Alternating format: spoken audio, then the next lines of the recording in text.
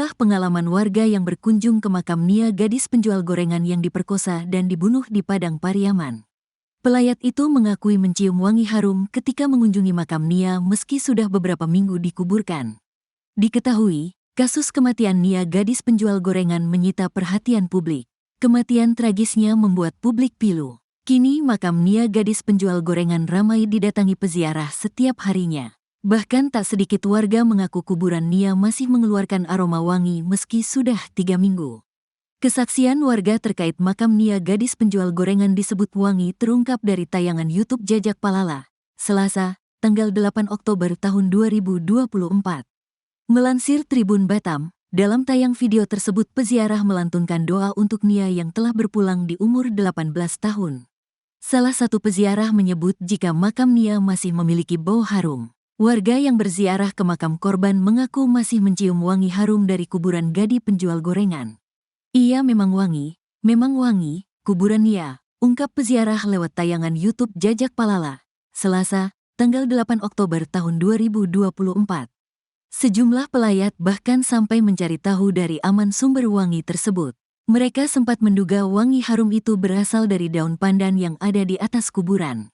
Namun daun itu sudah kering dan saat dipegang tidak mengeluarkan wangi. Daun pandan diambil tidak wangi, tapi aroma dari dalam itu mungkin keluar, jadi wangi. Insya Allah anak surga, ucap pelayat.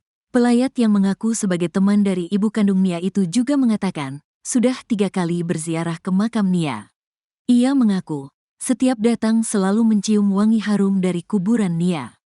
Kemarin kesini juga, ini kali ketiga. Alhamdulillah masih wangi, padahal sudah terkubur 3 minggu. Sekarang masih tercium juga, selayang-selayang, jelasnya. Banyak yang mendoakan, setiap hari pada datang sampai sore. Banyak juga yang enggak kenal Nia, gak pernah ketemu tapi pengen datang ke sini, tambahnya. Nia merupakan gadis yang tewas terkubur dalam kondisi tanpa busana. Perempuan 18 tahun itu menjadi korban pembunuhan dan ruda paksa yang dilakukan Indra Septiarman, 26. alias Is. Korban ditemukan tewas pada Minggu, tanggal 8 September tahun 2024. Indra ditetapkan sebagai tersangka pada Senin, tanggal 16 September tahun 2024. Setelah buron beberapa hari, Indra akhirnya ditangkap pada Kamis, tanggal 19 September tahun 2024.